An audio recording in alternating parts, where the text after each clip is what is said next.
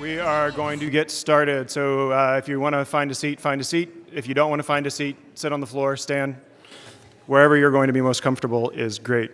I am Andrew Bandy Smith, the estate director for Fela Wines here in Oregon, and this is control points, understanding control points from crush pad to barrel in the minimal interventionist cellar. So I want to just kind of tell you about what we have intended by choosing this seminar as one of the topics for Oregon Wine Symposium 2018, tell you what we're going to do. First, there were a really great position that we wanted to take, and a strong position and foundational for our wine industry is that we have good research, no matter the topic that we're going to talk about. And Sydney Morgan is here from UBC in Kelowna to share the research that she has been doing on yeast and its effect, SO2 and its effect on yeast.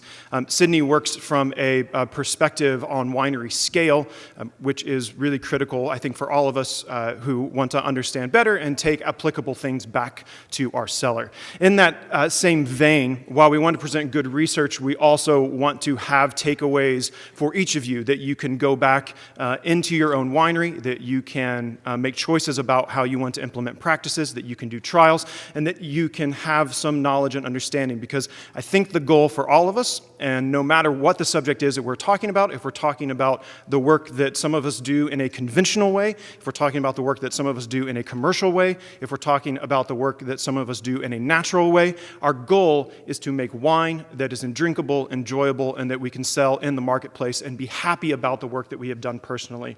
So, if you came here for some overarching, huge definition about what minimal, low-intervention natural wine is, you are going to be sorely disappointed.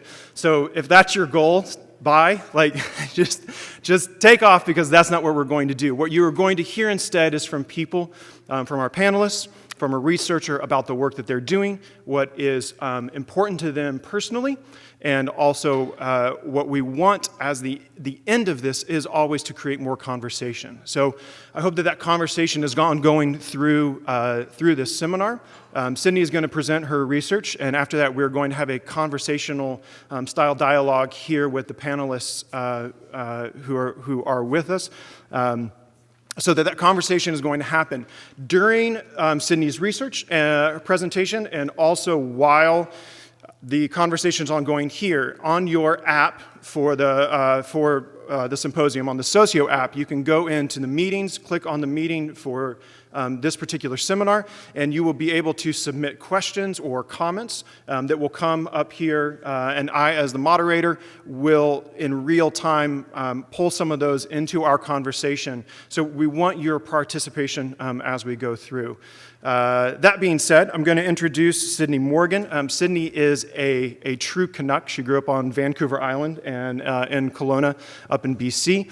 She is a fourth-year PhD microbiology student at UBC and has chosen to focus on the booze industry, which we're all very grateful for. Sydney.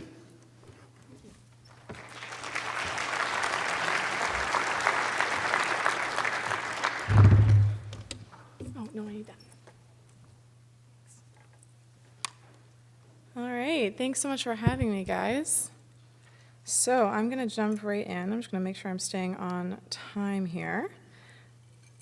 All right, so full disclosure, before I start my presentation, that the wineries that I do research with are not minimal intervention wineries. Instead, they're regular commercial wineries. They use commercial yeast, and they practice conventional farming. But the winemakers at these wineries are always interested in finding ways to make unique wines that better reflect their winemaking region. So the cellars that I work with do have a portion of their fermentations that they apply a minimal intervention philosophy to. I want to mention this because I know that the results of my research might be different from some of the observations that the other panelists have made at their wineries, some of which have never had commercial yeast introduced into the cellar. So my results might be particularly useful or interesting to anyone who currently practices conventional winemaking but is interested in seeing where they can add some minimal intervention practices. Oh, no, there we go. So the focus of my research is on decisions that winemakers can make at crush that will influence the yeast that conduct fermentations as well as the sensory profiles of the finished wines. We'll be taking a look at 3 factors. The first is uninoculated fermentations. The second is sulfur dioxide additions at crush. And the third is pied de cuve inoculations. So uninoculated fermentations are sometimes called spontaneous fermentations, native fermentations, wild fermentations, whatever you want to use. I use the term uninoculated because I find it to be the most accurate scientifically, because not all uninoculated fermentations are conducted by native or wild yeasts, as we'll see shortly. So the goals of inoculating your fermentations are to produce a consistent wine product, decrease the risk of stuck or sluggish fermentations by adding a commercial yeast that's a strong fermenter. On the other hand, the goals of not inoculating your fermentations can be to increase the diversity of yeast species and strains, which hopefully will include native or indigenous yeasts, which will help improve complexity and give a more honest expression of terroir. So sulfur dioxide, added at crush for 2 main reasons. For its antioxidant activity, it can help prevent browning reactions in white wines, and as you can see, kind of the picture at the top there with those different levels of SO2 being added, and also for its antimicrobial activity, which can remove potential spoilage bacteria and yeast coming in from the vineyard. The goals of not adding SO2 would be then to increase yeast diversity in fermentation and encourage those good vineyard yeasts to remain in the fermentation to obtain a more desired wine profile. So you can also take this one step further by using a pied de cuve inoculation. There are 2 main definitions of pied de cuve, and they differ pretty significantly, so I want to just make sure that we're using the right definition, or my definition here, making that clear. So I use that term at the top, so that pied de cuve in this presentation and in my research means using vineyard-specific yeast to initiate alcoholic fermentation instead of adding a commercial yeast. A different definition of pied de cuve is just using the leftover yeast or leaf from previous fermentations as the starter culture for new fermentations. This definition doesn't actually discriminate between commercial yeast and indigenous yeast, so I'm not going to be talking about that technique today. So using a pied de cuve technique is just one way that you can further guarantee, or hopefully guarantee, that you're going to have native indigenous yeast in the fermentations that will hopefully, again, add complexity to the wine and give it a more honest expression of terroir. And you'll notice that the goals for these 3 techniques are very similar, which is why I wanted to look at all 3 of them to see if maybe some worked better than others or whether they kind of work in tandem with each other. So I conduct, as Andrew mentioned, research at winery scale, meaning my experimental fermentations are conducted in wine barrels. And what I like about my research is that it's directly applicable to the wine industry because it's already being scaled up to the right level and it's conducted in commercial facilities. So the 2 wineries that I conducted my research with are Cedar Creek Estate Winery, where in 2014 I did an experiment with Pinot Gris, and Mission Hill Family Estate Winery that I partnered with in 2015 to conduct a Chardonnay experiment. I'm going to go over these experiments separately, but I hope that you'll notice some similarities and some differences between the results of the 2 wineries, and both of these, by the way, are up in the Okanagan Valley. All right, so at Cedar Creek in 2014, we took grapes from a single vineyard, and the must got split between 9 different brand new French oak barrels. 3 of the barrels got no SO2 added, 3 got 20 parts per million, 3 got 40 parts per million. The SO2 was added in the form of KMS, or potassium metabisulfite, and we did not inoculate any of these fermentations with yeast, so they were allowed to ferment uninoculated. We sampled the barrels throughout fermentation, identified the yeast in the fermentations at both the species and the strain levels to see if our sulfite treatments were having any effect on the microbes in the fermentations and ultimately on the wine's sensory profiles. So at the end of fermentation, we took about 6 liters of wine from each barrel for bottling. Then a few months later, we used that to evaluate the sensory profiles of these wines using a panel of winemakers. I don't want to go into details about my methods here, but if anyone is interested in what I was doing and how I did it, I'd be very happy to talk about them after this session is over. All right, jumping into the results, the first thing you'll notice here, not a lot of difference in the fermentation rate between any of the treatments. That blue line there, that's the uninoculated 0 SO2 treatment. It was about 1 day faster, but all of the fermentations ran dry within about 11 days. So looking at the species of yeast that were in the fermentations, I've broken them into the yeast species at lag phase. Those are that top row of pie charts that I was hoping that kind of looked like barrels. And the bottom is alcoholic fermentation. And I'll mention that there were, some stuff's being cut off here. There were 3 different sampling points throughout alcoholic fermentation, but I lumped them all together because I didn't want to give you guys too much to look at. All right, so in the must, before fermentation started, you can see that all the treatments look very similar. Makes sense because the grapes came from the same vineyard. The main yeast there was Oreobasidium pullulans in gray, which is a yeast that's ubiquitous, meaning it's found everywhere. It's in soil, it's in water, it's in the air, and it's on the grapes. And it's not doing anything harmful, it's just hanging out. It's actually used as a biocontrol agent in some agricultural fields. The second most abundant yeast was Cladosporium in blue. It's got a bunch of different names, and it lives on the grapevines, usually just hanging out, but it is an opportunist. So if the plant becomes sick, it can act as a pathogen at a certain point. There's a little sliver of Hansennia spora also in yellow, which usually is a good yeast that you want to have at the start of fermentation if you're looking for non-commercial yeasts. So during alcoholic fermentation, unsurprisingly, Saccharomyces cerevisiae was the main yeast in the fermentations in orange there. But there were a few other species, including Hansennia spora in yellow and Saccharomyces uverum in blue. They were able to stick around until the end of fermentation. You can see that as you add more and more SO2 at crush, you're decreasing the importance of those indigenous vineyard yeasts, which is not surprising. But what I wanted to know was whether SO2 is also changing the strains of Saccharomyces that were actually in the fermentation. So that's what we'll look at next. So I've broken this up into early alcoholic fermentation and then late alcoholic fermentation, and you can see right away that regardless of SO2 addition level, upwards of 90% of the strains here were commercial strains, not indigenous strains, even when there was no SO2 added. This is likely because the winery that I was working with has used commercial strains for so many years that they've outcompeted any indigenous strains and established themselves as pretty robust winery residents.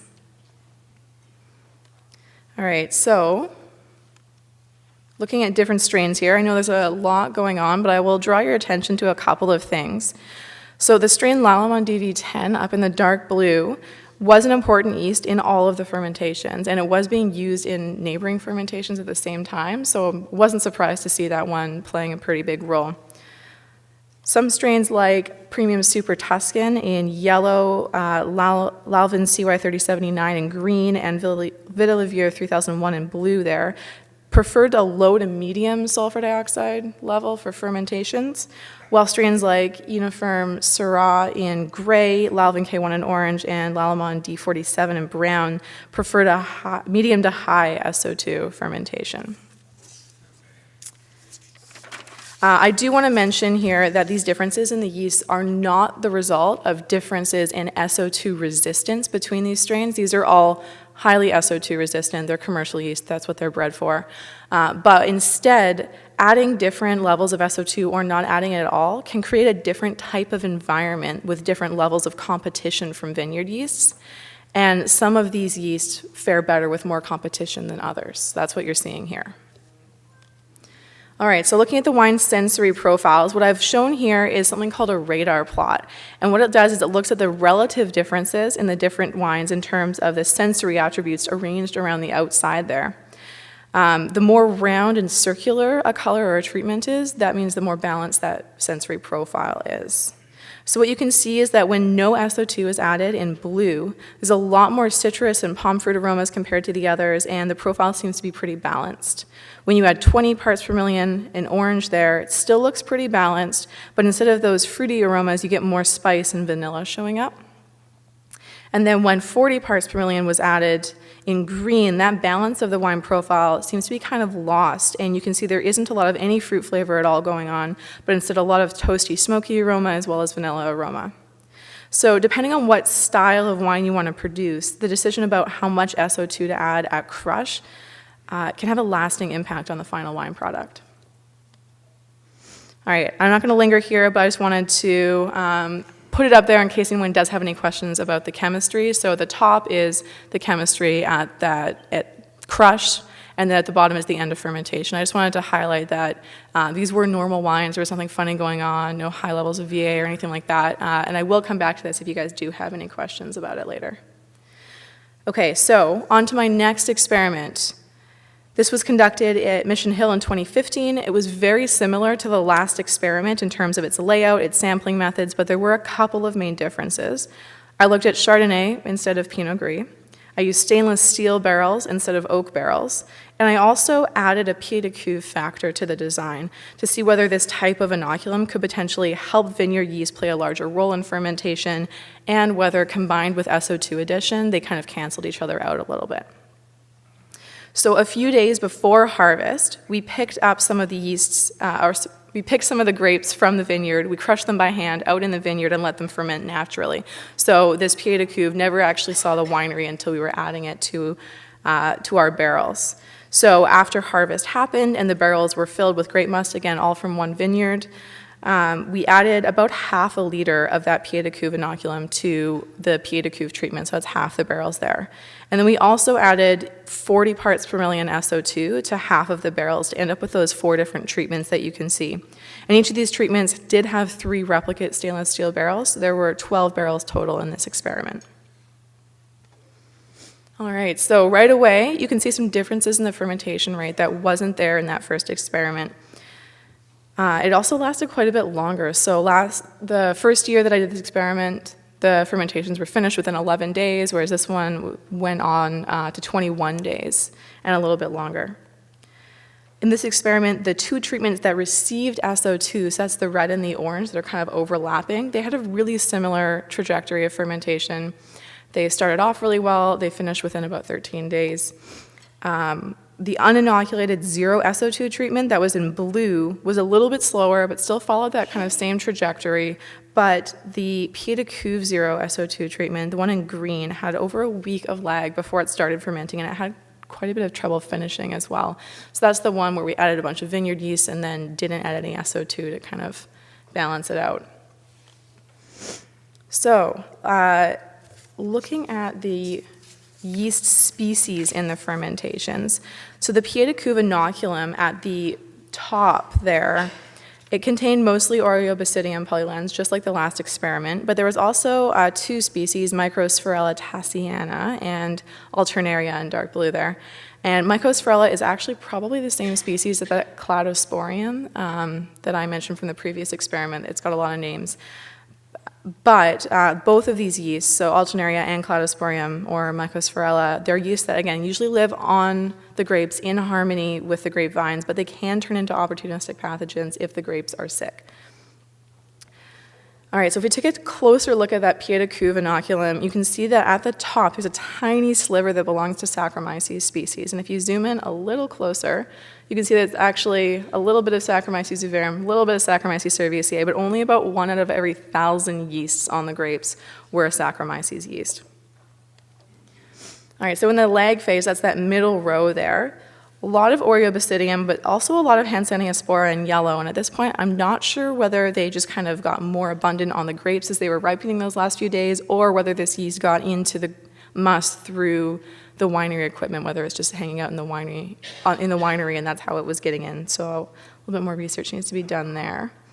And then during alcoholic fermentation, you can see that there was some Saccharomyces cerevisiae there in orange, but really surprisingly, we found that Saccharomyces uverum, the one in blue, was dominating every single fermentation, every single treatment.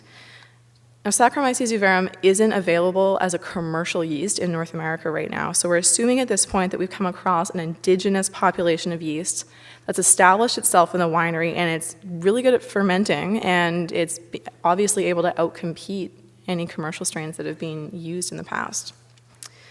All right, so I want to look into the strains now of Saccharomyces euverum. Do we have just one strain that's indigenous, or are there a number of different strains? And what I found out was, again, there's a number of different strains. I know there's a lot going on here, but I'll point out a couple of things. The first is that there seems to be about 8 different main strains that were in the fermentations, but you can see by those dark gray slices in all of the different pie charts that most of the yeasts in the fermentations were minor strains. They only showed up a few times during our analysis, but there were so many of these strains, there were over 100 different strains here, that they made up the majority of the yeast presence during fermentation. In terms of the major strains, I was able to kind of group the fermentations by SO2 treatment, but not by whether pied de cuve was added or not. So the 2 treatments that received no SO2, so that's on the left and then second from the right, they had a lot of that strain 1 there in blue, and then by the end of fermentation, they had kind of a lot of strains 1, 2, and 3, whereas the treatments that had 40 parts per million SO2 had a bit more of a even distribution of those 8 major strains, especially a little bit more of the strains 7 and 8 in the dark blue and the brown at the bottom. All right, so finally, there weren't many S. cerevisiae strains that I was able to isolate using my methods, but across all the fermentations, I did identify 6 different S. cerevisiae strains. The main one seems to be an indigenous strain, but there were also 2 commercial strains that have been used by this winery in the past that were showing up in a couple of the fermentations at least. All right, so as for the sensory profiles of these wines, you can see again, it seems to be more of like a sulfite story than it is a pied de cuve or uninoculated story. So when you add 40 parts per million, we added 40 parts per million at crush of SO2, those the orange and the red pointy things there. There were 3 main attributes that stood out. So higher acidity, earthy flavor, and sulfur aroma, and that's kind of what defined those wines. The wines where no SO2 was added, they had a lot more fruit, floral aromas, and flavors. And again, they seem to be a little bit more balanced than the treatments where sulfite was added. And that's similar to what we were seeing in the last experiment. The main differences that I can see between the green and the blue treatments there was that the treatments where pied de cuve was added, that's the one in green, had a lot more sweetness and a lot less acidity, and I want to use the chemistry data to kind of highlight those differences. So again, this is at the top, this is the chemistry at crush, and then at the bottom is the end of fermentation. And you can see that, I'm just going to highlight this here, you can see that by the end of fermentation, that green one, so the second one from the right, by the end of fermentation, still had some residual sugar left over. That was the one that lagged at the beginning. It had a hard time finishing, so it's not surprising that we're seeing a little bit more sweetness showing up on the sensory evaluation panel. And then also, I want to highlight the malic acid levels at crush were very similar, about 2.3 grams per liter, but by the end of alcoholic fermentation, the 2 treatments that we didn't add SO2 to, they had gone through mallow at the same time as alcoholic fermentation. So that's likely why we're seeing, I mean, it's definitely why you're seeing this difference in acidity levels between these 2 different types of sulfur dioxide treatments. So this is likely not just a yeast chemistry story here, it's likely a bacteria story as well. So that's something that I want to look into and delve into in the future to figure out whether we've got differences in bacterial strains or bacterial species that are hanging out here. All right, so just to finish up here, I found that uninoculated fermentations can be great for increasing Saccharomyces strain diversity, even in conventional wineries that utilize commercial yeasts. I also found that a low or no SO2 added at crush can increase vineyard yeast presence, and that these wines tend to have more fruity notes and tend to be more well-balanced. And on the pied de cuve front, this one I found to be a little bit tricky, and I think if you're going to add a pied de cuve, you want to be really confident that the yeasts in that starter are things that you want to be adding. Otherwise, you might be adding yeast that can make your fermentation a little bit sluggish and hard to finish. All right, so I've got some future goals of what I want to do before I graduate. Hopefully I can get those ones done, but we'll see. Just got some people I want to acknowledge that have helped me out with my research, and now we can bring it off to our other panel members. Thank you, guys.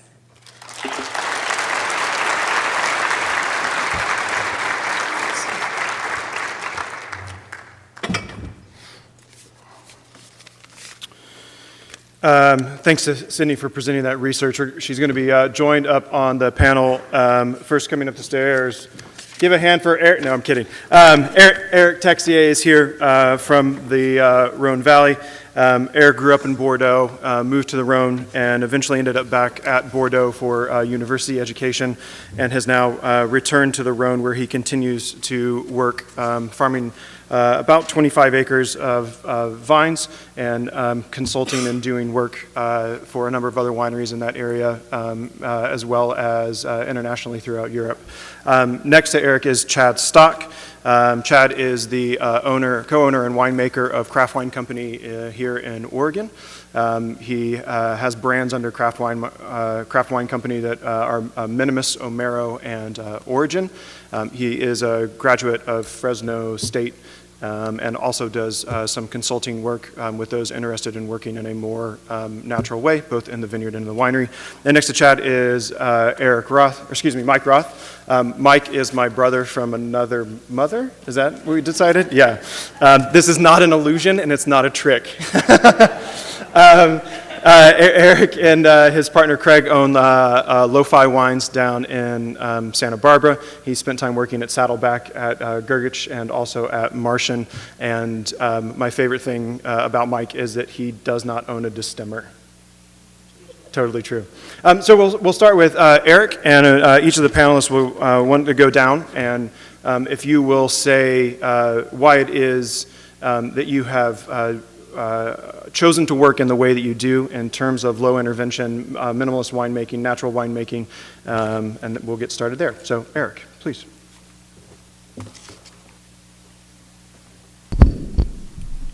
Hi. I started to make wine, so-called natural wine, in the late 90s after training in the Beaujolais with the people from Morgon, disciple of Jules Chauvet. So I never had the chance to inoculate a tank. So it was not part of the picture back then, and it's still not for me. After 20 years of making wine with low intervention, I think I can say that my point was to make probably high personality wines that don't taste like my neighbors, wine that tastes like my grape, my place, my history, the knowledge I get from the old people. Well, in one word, what we call in France terroir. And I don't see how you can make terroir with high intervention in the cellar. So after all these years, what I noticed is that my main focus is about the microbes. What are the microbes I have in my wine? What are they doing? Are they doing it all right? Are they not? So I have to follow this very closely. And so it's a radical change of paradigm. I don't see the wine as chemistry. I see the wine as a place where I have microbes feeding themselves and trying to survive in the best way. And the result of that is that they make me wine. I don't make wine, it's the microbes who makes the wine, okay? So I'm just here to follow and to carefully monitor what they're doing, and in the case something goes wrong, I might have to do something. But most of the time, honestly, I don't. So all my control points will be around these yeast and bacteria populations. So mostly what we've seen in the previous talk, just monitoring what I have in my must, how are they doing, and is everything is going all right. So mostly it will be alcoholic and malolactic fermentation, monitoring sugars, of course, alcohol, volatile acidity, malic acid, lactic acid, and following the population by counting under the microscope. Great. That's the first. That's a great start. Great. Chad. I started university at Fresno State in 2003 and graduated in 2006. Oh, sorry. Thank you. Sorry, I'll start over again. I started university in 2003 at Fresno State, California. I like to tell people that I started in the way that I think most people start, which is as a consumer. I loved wine. I drank globally. I was green, obviously, and was interested in everything I could possibly learn.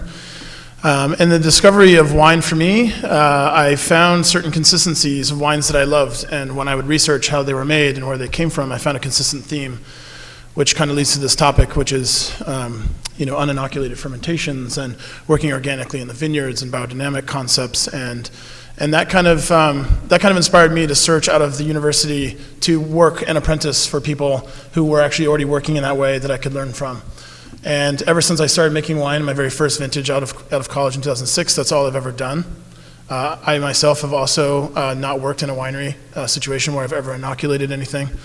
And that's brought me now to, I guess, just now completing my 11th vintage in Oregon. I established Minimus in 2011 out of a necessity to kind of continue the exploration of what I'm doing in this work, to kind of work out of just the obligation that I have through employment and things that I have to do through work, to just explore some of these other ideas. I think for me, I look at things a little bit more chemically than I do biologically. I don't use microscopy. I tend to not follow the biology so much of my wines as I look more at the dynamics, fermentation temperatures, how things shift, pHs, acidity levels, lengths of fermentation. And most of it's organoleptic analysis, essentially, and making decisions based on how things taste and then kind of reacting to that and guiding the wines in the best possible way to reach the best possible outcome. I would say for me, the main reason why I still work this way is because it is a personal preference. And what I mean by that is I find that the wines tend to be much more complex. Most of my wines in particular usually are not fruit focused. I also tend to not work with very much new wood. I work with a lot of cement and clay and mostly natural materials for fermentation and aging. So I work with a wide range of products as well, and I'd be happy to entertain any questions about that. What that does is it basically means that I'm reliant more on the vineyard and on the fruit, time of pick and phenolic ripeness, which is also kind of a chemistry-based approach. And I'm looking for the biology to provide a lot of the non-fruit complexities to my wines that will create some kind of a concept of terroir, as Eric pointed out, which is connected to the land, obviously the place, but I also believe is also a cultural aspect that I like to discuss, which is that we are creators of something. We are making an artisanal product, and our wines should be a reflection of also who we are and our own taste preferences. And I believe that you can make wine that is fruit forward and delicious and great for a commodity style wine using completely hands-off techniques. Or you can, in some cases, have a result that actually can be quite wild and something very dynamic and different, and you can embrace that or not. But there is within this the possibility essentially to accomplish anything in all styles, I believe, if it's done well and if it's monitored and we have enough scientific research to back up the organoleptic approach that we have to make these wines. So I'm just happy to be here today. Thanks for coming, and pass it to Mike. There I am. So I, unlike Eric and Chad, I worked at wineries where everything was inoculated, and more commercial style wineries. Actually, a turn from that, working at Gergich, they had converted all 320 acres over to biodynamics and kind of started moving more into that realm when I worked there. So that kind of piqued my interest in it. I think it's more or less for myself. Like Chad, I was more concerned about chemistry portions of it. I own a microscope. I look under the microscope quite a bit to see when things are going wrong, why they are there. But it was more of as a challenge to me. I think, with the movement forward of buying organic food and everything else, the amount of things that would be added to wine kind of was a little bit of a saddening to me. So moving towards something where I didn't have to add anything kind of started the trek, and it seems to have worked so far. I'm kind of take a handoff approach to most of the winemaking, other than not destemming, pressing, finish the thing in neutral barrels and concrete as well. But it was just a personal preference, I think, to make something that other like-minded people would enjoy drinking. Great. So I want to launch off of Sydney's research on SO2, specifically to you, Eric, first. I know that you do not use SO2 when you bring fruit initially into the winery. What is the effect of that decision, whether it's for red fermentation or for working with whites or rosés? What do you see as the impact of not using SO2 in your practical work?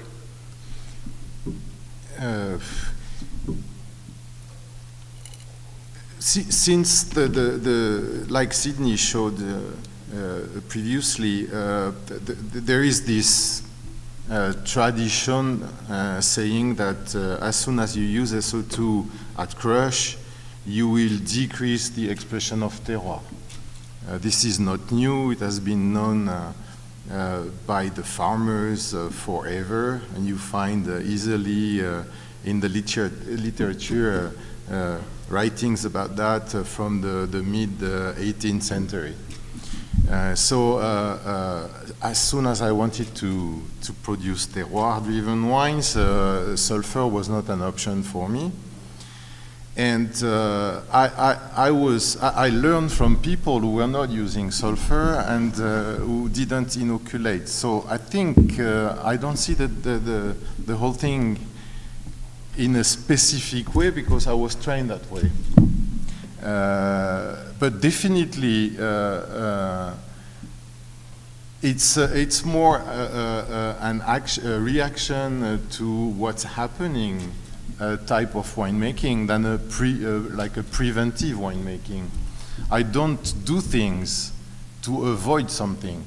I'm just looking at what is happening, and if everything is happening all right, then I don't move. If something is wrong, then I will move. But yes, I have to accept my must the way it is. Addition is not an option. So I have to deal with it, so I just react. I'm not going to have plans before making wine, saying, okay, I need this as a pH, I need this type of yeast because I want to get this type of aromas. I never know what I'm going to get. So it's more like wait and see type of winemaking. And of course, I need very strong reference point, like specific vintages where we know that something is going to be more difficult than other vintages, typically hot vintages in my area. We know that we will have to face sluggish fermentation. We know that we'll have to face low yan. But I'm not acting until something wrong is happening. I think it's the main point of low intervention wine. You don't do things previously. You do things when you have to do things only. Mike, as someone who, as I said, doesn't own a distemmer, favorite fact, when you're thinking about going into a red fermentation where you're all whole cluster and you don't have SO2, what are the considerations? What are the things that you're thinking about ahead of time in terms of how you want to respond to something that might not go the way that you had hoped in those fermentations? I guess the not using for primarily fermentations don't seem to have an issue starting, at least at portions, because I pay attention a little bit more to the chemistry portions of them. Like and Chad and I talked about this yesterday, is that using the knowledge that I learned in school as far as making sound winemaking decisions, the tendency of chemistries of wines these days have gone to extremes as opposed to the textbook learning of the books that I learned from, that you're not picking wines with high pHs. They tend to be lower acid and lower pHs, and that environment is relatively hostile to most things. So fermentations tend to be, and I don't seem to have any problems with things, sticking or yelling volatile. And if they do, it's a question of not keeping things gassed or covered, or keeping them anaerobic to not worry about things that normally happen. And with the whole cluster portion is, they ferment for a while, I press them out and finish them in barrels or in tank, and it doesn't seem to be, and they tend to be relatively healthy fermentations because of the fruit sources, either my vineyard or Coquelicot vineyard. And so I haven't had any nutritionals. I don't run YANs or any of those things. I just do the simple wet chemistry, PHT and bricks. And as long as those are lined up in a relatively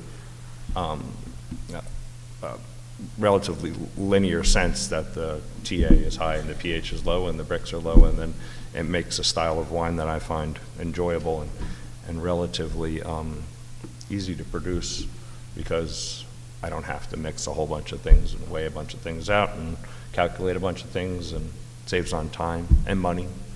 You don't spend thousands of dollars buying, no offense to the people who sell them, but it's makes it economically a little bit better. Sydney, if I remember, if I'm remembering from looking at the chemical analysis of the wines from the Mission Hill piece of your experimentation with Chardonnay, that the VAs weren't high even on the sluggish white wine fermentation. Am I remembering that correctly? Yeah. Was that a surprise to not see a climb in volatile acidity with something that was taking that long to start?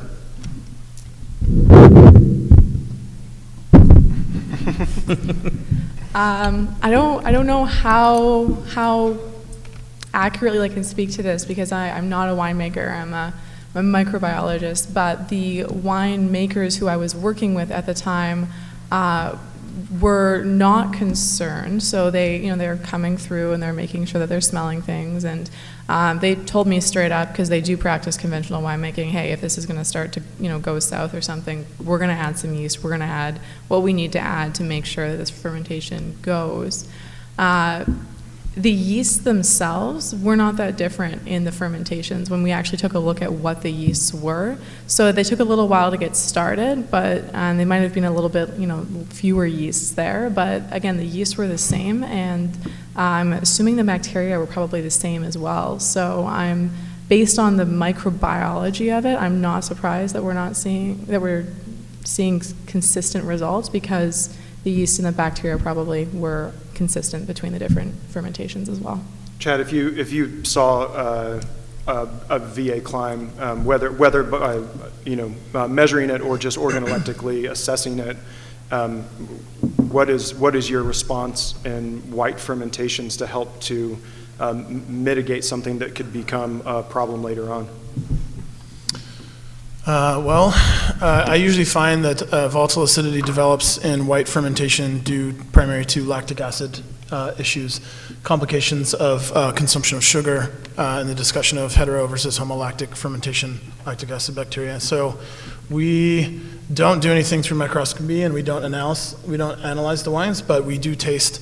It's critical that we taste every week, pretty much through every single lot that we have in the cellar. And because we can identify volatile acidity by either just measuring it ourselves or by sending it to a laboratory, we use that as the indicator to look for anything that's happening before we can sense it. If we see something happening with white fermentations, we're not afraid to add sulfur mid-fermentation. Usually we start out with small amounts of sulfur in some vineyards that we've had consistent issues with. So we don't have a standard program in the winery. Sometimes we do 0 sulfur, sometimes we might add 10, sometimes we might add 25 or even more. So we're not dogmatic. It's sort of vintage to vintage and vineyard by vineyard. And so what that means is if we see something developing, we might say, okay, well, it is getting down to, say, 10 grams or 20 grams per liter of sugar, and it's appearing to be slow. Let's go ahead and give it an 18 part per million or 16 part per million bump, which basically we've seen in most cases is enough to suppress the lactic acid bacteria and for Saccharomyces to continue to finish the fermentation. And in some cases, we've gone as high as adding 16 parts per million 3 to 4 times in as tight of a window as about 5 weeks. So quite a bit of sulfur actually in my mind, not enough to stop the fermentations in any form that I've seen so far as long as I've been making wine. And that's one of the methods. Also cooling down fermentation temperatures, reducing any kind of stirring activity if you're stirring for any reason, we've found to be very helpful. I don't believe that's oxygen derived. I believe that's actually just through redistribution. Racking is also an option sometimes to remove from solids. But that's usually the least common of the options we've chosen. Eric, kind of in the same vein, you were speaking of not being preventative, but being more reactive, to being present with the wines and understanding them, and then making decisions as you see things go down the line. If you have a red fermentation that's going through primary and you start to see microbial challenges, what are some of the remedial steps that you choose, and how do you I guess rate the kind of choices where Chad might want to wait as long as possible to talk about racking and look at other options? Kind of what are the steps that you take for remediation when necessary? I won't use sulfur as a first option, never. This is also part of my background, and it's more aesthetic than enologic. So the thing we are using is mostly, as soon as I have quite a bit of residual sugar, no malic acid left in the wine, and the fermentation very slow, I will start to monitor D-lactic, which is a very good indicator that the bacteria are going on the sugars. So you see a rise of D-lactic way before you see a rise of volatile acidity. So we've been doing that for quite a few years now, and it's very successful. So as soon as I get an increase of the D-lactic, we'll act. And so the thing I learned from Monsieur Jules Fauvet was a weird way of handling the situation. It's feeding the bacteria with malic acid. So with a kind of pied de cuve, but the pied de cuve that was made with grapes with very low ripeness coming from the same place. So usually harvested 2 to 3 weeks before harvest. So this can make a very good pied de cuve, by the way. I mean, in terms of starting an alcoholic fermentation, but it's also a very good reserve of malic and you can feed the bacteria with until the yeast finish the job. So that's a very old school way of handling the situation, especially if you have no temperature control.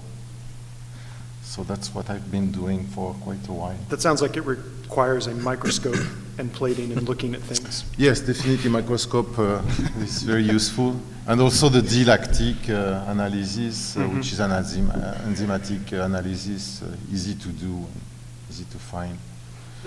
Mike, I know you also love a microscope and want to be aware of what's going on in your fermentations. What are the points that you're willing to let things go or to intervene? How do you make that decision about the wines that are in front of you? With me, it's mostly aromatic. I mean, the only real problems that we that we have had tend to be ethyl acetate production. And then if things are really weird, I just press them off and get them off the skins and put them into a vessel to ferment. Other than that, and the primary problem is again what they said was the lactic acid portions, because not adding any sulfur at the crusher ever. Sometimes things end up being finishing ML way before the primary fermentation. But you take a little bit out of another fermenter once it goes into a vessel and give it a healthy dose of a decent sized inoculum, at least from a healthy fermentation. And usually they outcompete and finish. We've had some that, and you figure out the volumes of wine. It's a winemaking decision. You have one lot that ends up having a little bit of sugar, but if you blend it with another lot that doesn't have sugar, then your sugar all of a sudden disappears. So it's kind of more in the winemaking portion of it. So that actually brings up a question from the audience about what vessels, when you're making those decisions about, pressing off early or taking wine to a certain place, how are you making decisions about vessels, and what vessels do you think have a low imprint on the wines that meets sort of the stylistic objective or the position that you're taking? We have porta tanks, tanks, plastic, coups, and neutral barrels. We're pretty rigorous about sanitation. We have, high pressure, hot water sanitation, then steam and ozone, all the things to try and kind of keep everything as clean as possible and use all the best chemicals to sanitize everything before you put everything in. That kind of thing, except for the concrete. Like we have concrete tanks, and those you just kind of get inside with a brush and wash with water. And they seem to work fine and not have any issues because we use them for the fermentation, and the fermentation portion of those tanks seem to clean themselves.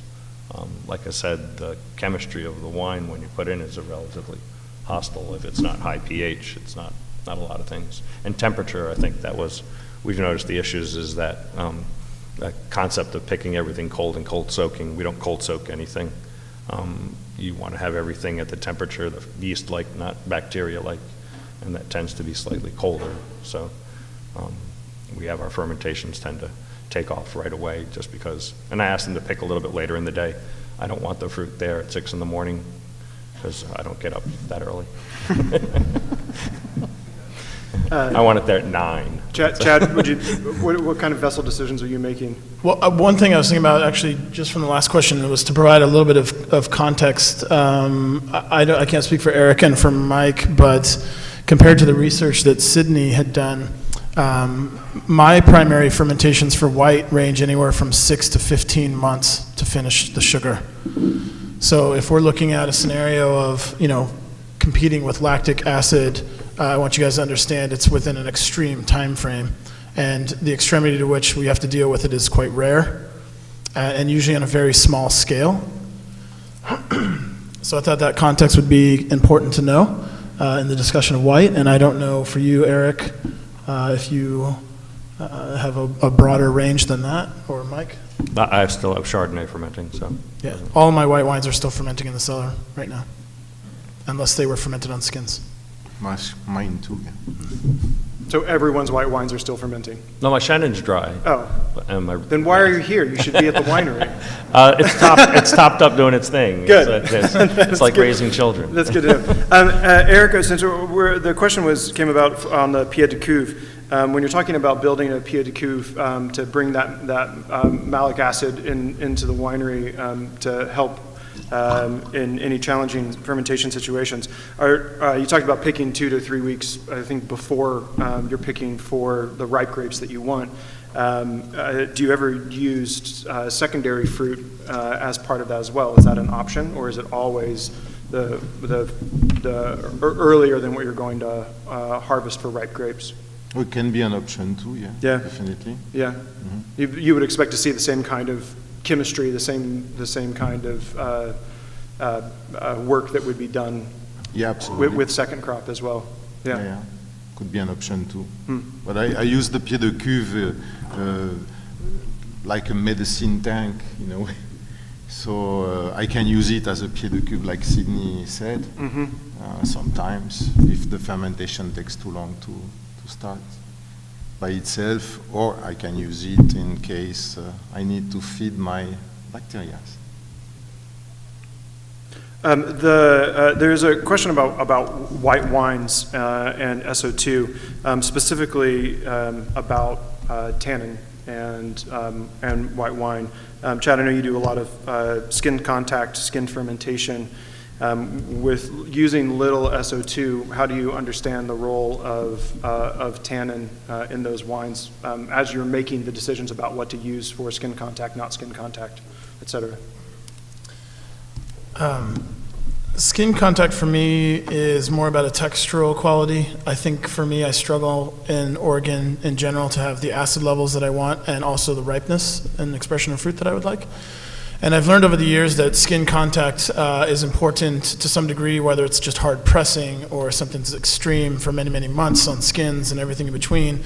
Because tannin in white wine, and not all styles, but in many styles of white wine is very important. It helps to create the tension that we seek. And if you're always trying to get it from acid only, that's a very difficult thing. And I struggle to myself find that from the vineyards and the varieties that I work with.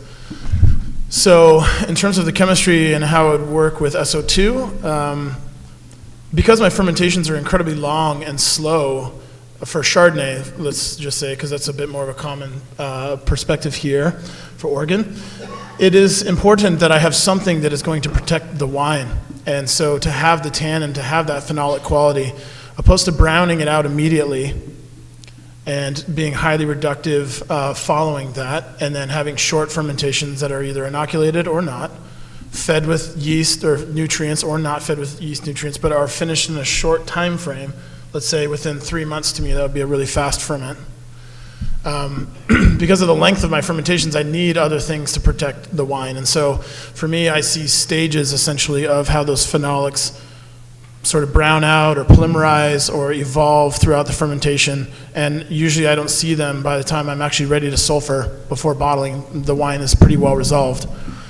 I do see pH increases, and the pH is obviously from a chemistry side of things, we have to be aware of how that affects our SO2 additions and the stability, and whether or not that might increase our addition of sulfur.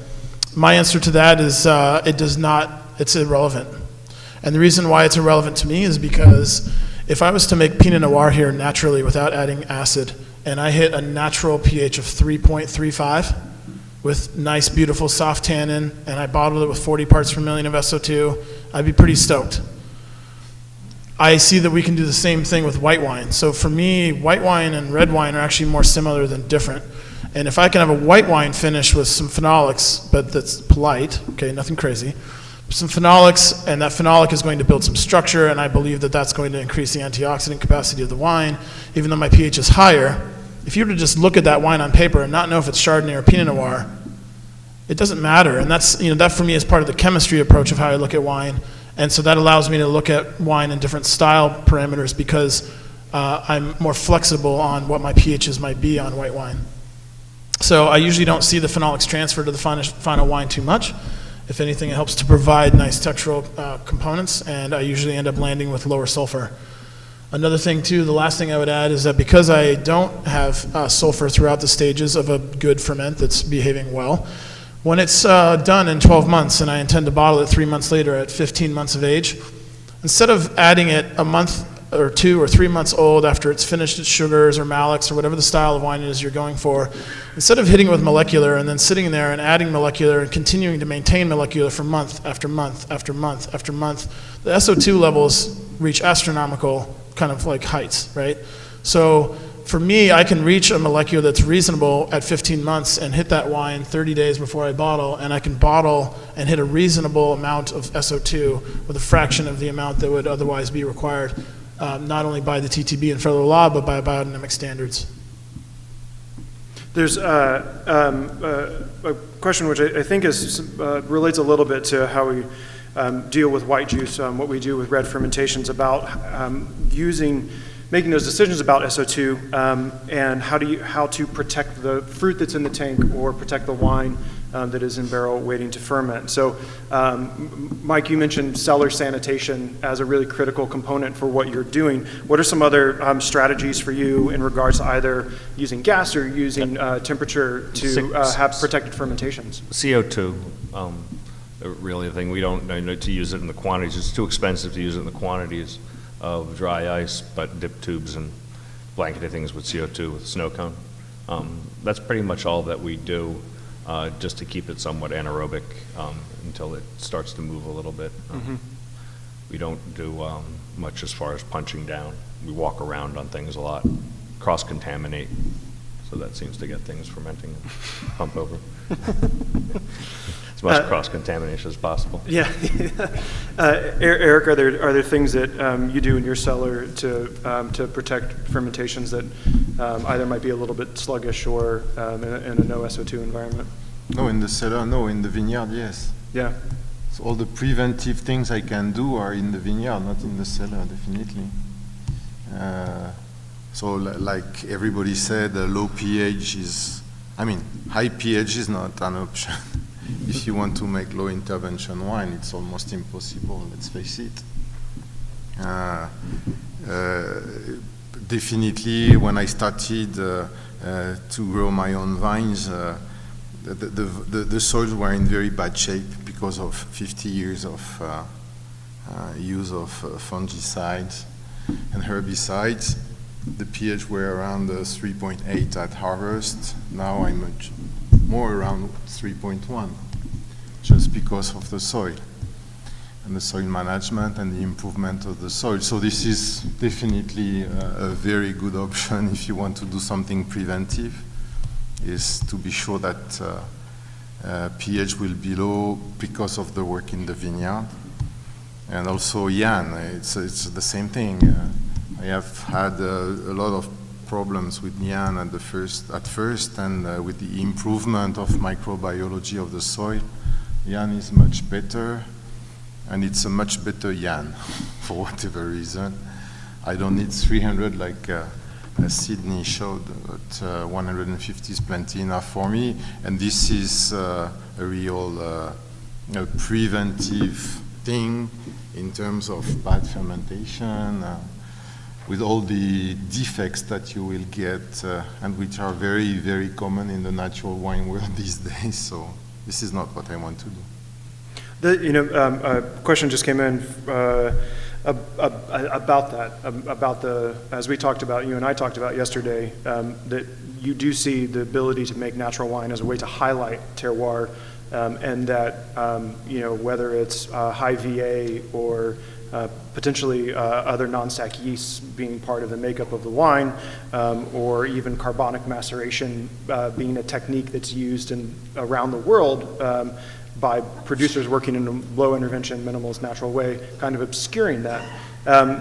So how for you does the work that you do highlight terroir in light of those kind of items that you see that might be obscuring it in terms of the wine makeup itself?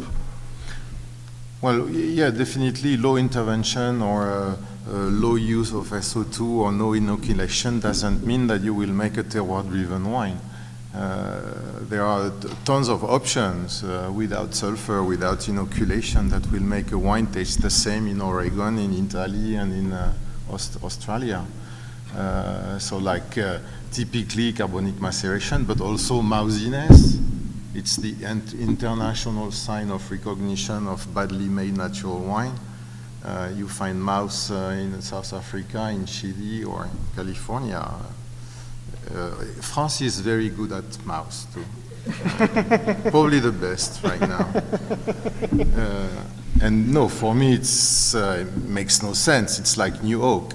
Once you get oak, you cannot taste the wine. Once you get mouse, you cannot taste the mouse. So for me, natural or low intervention winemakers should make extremely precise,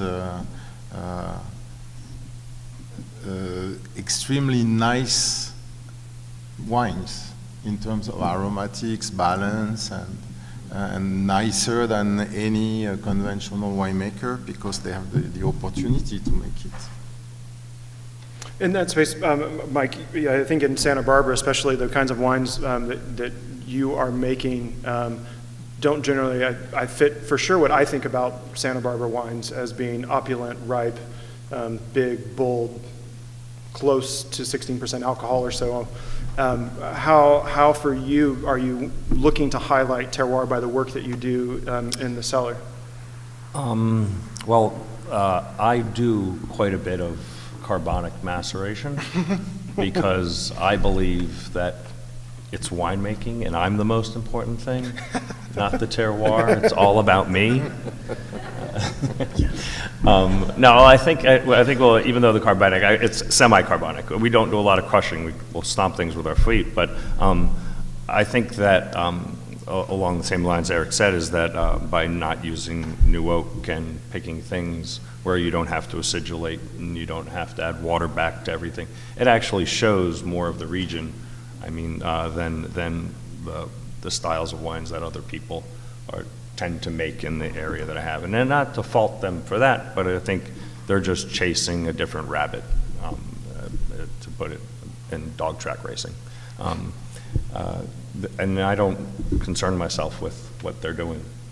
It has nothing, like I said, the most important thing to me, and my family, I guess. But how I make it is that it's my bag, and they don't have to like it. So from a minimal, low intervention, natural perspective, are grape varieties all created equal? Chad, you spoke a little bit about the position of Pinot Noir and the challenges of acidity that we have, at least in the Willamette Valley, if not in the entire state. Of course, it's a broad spectrum, but depending on site specificity. For people who want to work in a certain way, are there better grape varieties that you all see, or ones that maybe aren't really the best suited to the work? For me, it's regionally specific.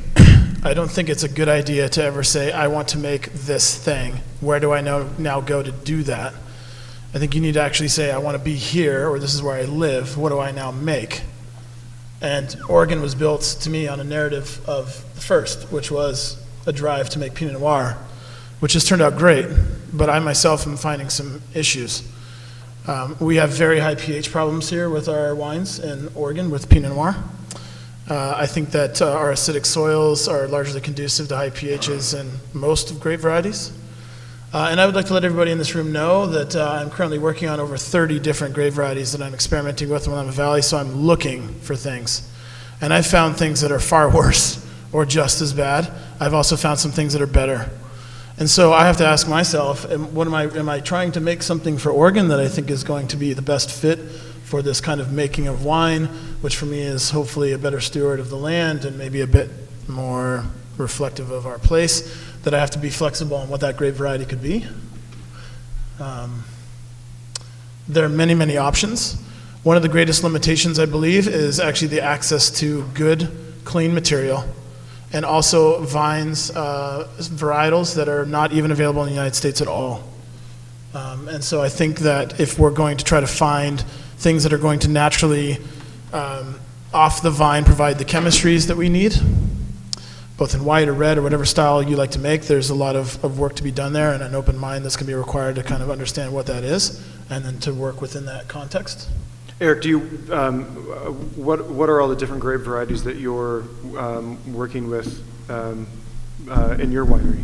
Well, you know that in Europe we have the choice is quite narrow, because tens of or maybe hundreds of generations made the choices for us before. So I wish sometimes I had the liberty that all these guys have. By the way, he makes a great Mondeuse. You should taste. So Mondeuse seems to be a good grape for Oregon. So I work with Syrah because Syrah has been there forever.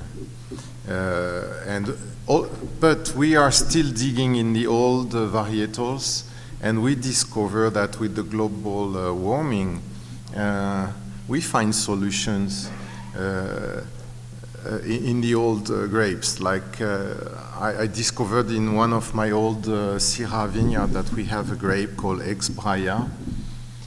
And this Ex-Braya grape that was not replanted after the phylloxera was obviously very efficient in warm climate, because in 2017, which is a hot year in the Northern Rhone, these Ex-Braya were absolutely ripe at 11% of alcohol, 2.98 of pH. And so in the perspective of flow intervention, that was an easy wine. It was absolutely done, both fermentation within 5 days. And the wine is highly drinkable now. So digging in the old varietals that are still around all over Europe might be a good option for low intervention winemakers. I think that there was a question from the audience. Yes, do we have a microphone available? Yep. Coming to you from Serena behind you. I think I can have one. We'll just wait just to make sure. Appreciate it. Getting there. Good to go.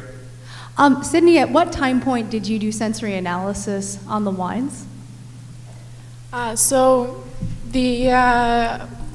these wines are used for commercial purposes, so they do their thing with it after fermentation is done. I'm not sure exactly what the winemakers do, but at the end of alcoholic fermentation, I would take about 6 liters of wine from each of the barrels, and then I would bring them back to the university. And so over a period of a couple of months, I would rack them once or twice, and then bottle them usually around the beginning of February. And then within a month or two of that, we would do the sensory analysis. I'm not sure if I'm answering your question. Yeah, that's what I was wondering, is because I'm wondering, like, with those fruity aromas that came out in the batches that didn't have sulfur dioxide added, I was curious, how much of that is going to be transient yeast esters because of the different yeast population versus fruitiness that we would expect to endure in the wines over time. Yeah, I mean, there's some stuff that, based on my experimental design, I can't really tease out. I can't tell you right now for sure whether the fruitiness, the tropical, whatever it was coming from a lack of SO2 or whether it was coming from the yeast producing specific compounds. That's something that we're kind of trying to tease out a little bit more in current research. I will mention, though, that all of these wines, I did add sulfur to at bottling just because I knew that we were going to be needing to keep them for a while. I do still have some of those wines, so I'd like to go back and kind of revisit the sensory aspects of it 2-3 years later. I think that would be really interesting to see whether those kinds of differences we're still seeing after all this time. Okay, thank you. And may I ask one quick follow-up? Sure. When you mentioned balance, that those wines seemed more balanced, is it because on the spider graphs they had more distinguishing features that together separated them from the other wines, or is it because balance was rated as a metric separately? Not rated as a metric separately. It was more the fact that there were certain wines that really the winemakers could distinguish 1, 2, or maybe 3 different characters from those wines and really nothing else, whereas other ones rated pretty equally, they were able to smell or taste a number of different characters within the wine itself, whereas other ones, it was just kind of being overtaken by 1 or 2 qualities. Okay, all right, thank you. And we're just about up on time. We've got one more question here for the panel about color and extraction in terms of times on skins. I am assuming that's a red fermentation question. For you all, what are you thinking about as you're thinking about extraction and color in your wines? I'm not concerned about it at all. It doesn't. It lends to my idea that everything doesn't have to be big and dark and unctuous. Light colored red wine is light colored red wine. It doesn't. There's no problem usually, I think, in the States with color extraction. It's not like we make rosé out of red ferments. Cold soaking doesn't. The same exact thing. That's an issue for Burgundy and places that can't get color. Eric, do you have any? I don't drink color. Yeah. And I think that's a good way to end it. I would respond if I have a minute. Yeah, sure. Just in that, for me, it's wine to wine dependent. I don't make any of my white wines the same, and I sure do not make any of my red wines the same.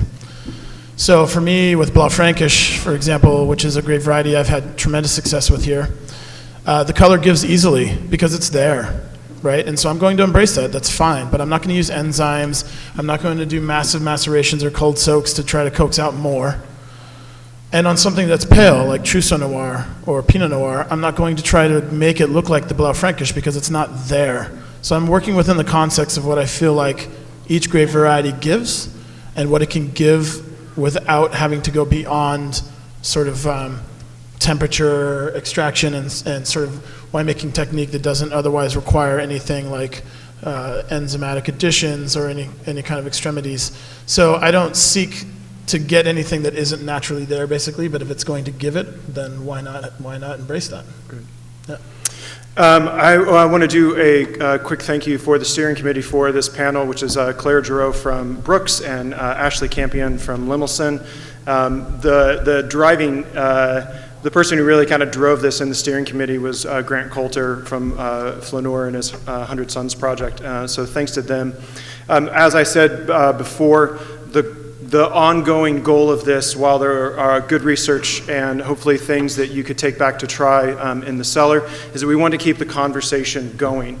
So I hope that on some level that you leave here pissed off, you leave here angry, you leave here happy, you leave with whatever you want to leave with, because that's going to keep the conversation growing. And as our industry continues to change and develop, and there are new voices and there are old voices, we want to keep the conversations going about how to make the absolute best fucking wine in Oregon that we possibly can. So thank you to the panelists. Thank you to Sydney, Eric, Chad, and Mike. Go to lunch.